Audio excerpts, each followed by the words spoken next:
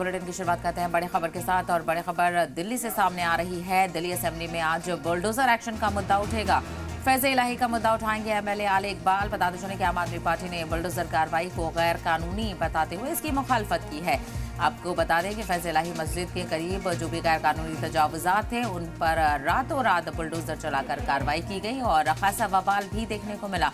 इसको लेकर रद्द-ए-अमल का इजहार भी किया जा रहा है, तो वहीं आम आदमी पार्टी ने इसकी मुखालफत भी की और आज असेंबली के सेशन में इसका मुद्दा भी उठाया जा सकता है। असेंबली में बुलडोजर एक्शन पर हंगामे के आसार हैं। इससे पहले भी एमएलए आले इकबाल ने इसकी मुखालफत की थी और कहा था कि अगर सब कुछ सही था, जब मामला कोर्ट में भी पहुंचा था, उसके बावजूद भी रातों रात कार्रवाई करने की क्या जरूरत आन पड़ी थी। तो आपको बताते चलें फैज़े इलाही के करीब में जो एक डिस्पेंसरी थी और एक बारात घर था, वो गैर कानूनी तजावुजात बताकर उस पर बुलडोजर चला के उसे मुनहदिम किया गया।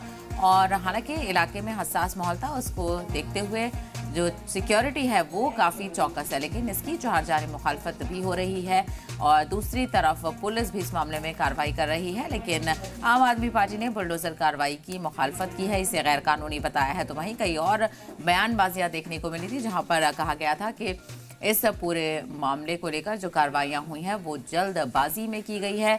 और वक्फ बोर्ड के हवाले से भी कई रिएक्शन सामने आए कि वक्फ बोर्ड को अपनी जो इमलाक है उसका सूद लेना चाहिए और उनकी हिफाजत भी करनी चाहिए। बहरहाल आज असेंबली में इसको लेकर हंगामा देखने को मिल सकता है। इसको लेकर प्रमोद शर्मा हमारे नुमाइंदे इस वक्त जुड़ गए हैं। प्रमोद, बुलडोजर कार्रवाई तो हो गई, लेकिन अब उसको लेकर रिएक्शन का जो दौर है वो भी देखने को मिल रहा है। आज असेंबली में हंगामे के आसार नजर आ रहे हैं बुलडोजर एक्शन को लेकर।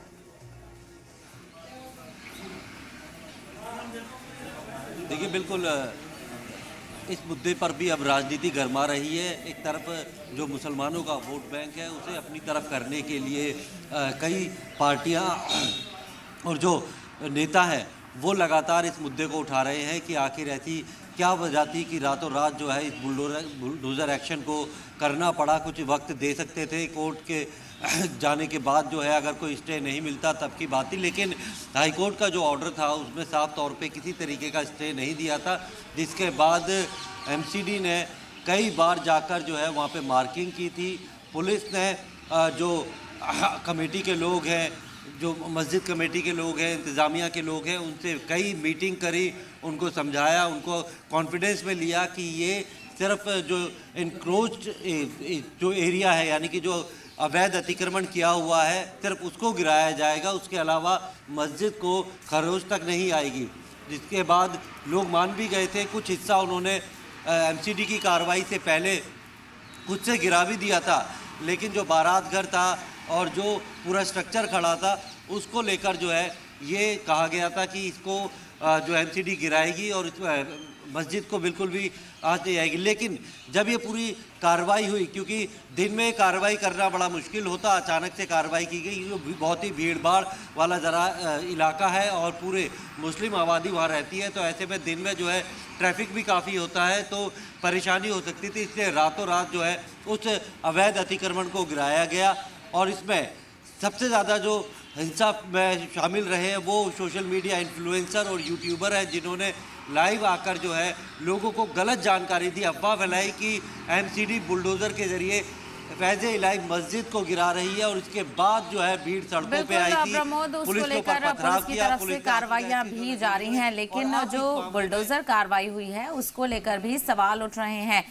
वक्फ बोर्ड से भी कहा जा रहा था कि आपको इस हवाले से कहीं ना कहीं ध्यान देना चाहिए था और ये भी कहा जा रहा है कि जो बुलडोजर कार्रवाई हुई है वो जिन चीज़ों पर हुई है, एक तो डिस्पेंसरी थी और एक बारात घर था, वो लोगों के काम आ रहा था। लोगों के काम आने वाली चीज़ को भी इस तरह से रातों रात बुलडोज कर दिया गया, इस पर भी सवाल उठ रहा है। क्या इसको लेकर भी आज आम आदमी पार्टी असेंबली में हंगामा कर सकती है?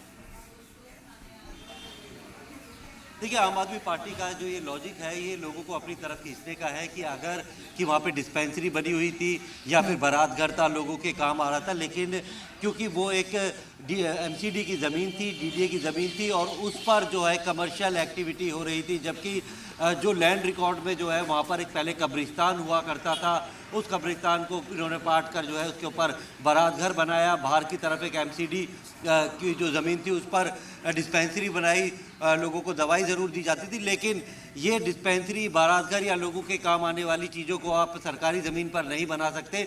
इसके लिए या तो आपको वो ज़मीन लेनी पड़ती या फिर वो अलॉटमेंट होता। जो अगर ऐसा ये जो तर्क दिया जा रहा है उस तर्क के बाद तो साफ तौर पे खुली छूट मिल जाएगी लोगों को, कहीं पे भी सरकारी जमीन पे वो अस्पताल बिल्कुल बिल्कुल। लेकिन चूंकि जिस तरह से देखा जाए जो दिल्ली में अगर निकला जाए तो कई ऐसे गैर कानूनी तजावुजात मिलेंगे जिनको लेकर सवाल उठना लाजमी है। ऐसे में देखना बेहद अहम होगा कि असेंबली में किस तरह से हंगामा होता है। प्रमोद, तफसील के लिए आपका बेहद शुक्रिया।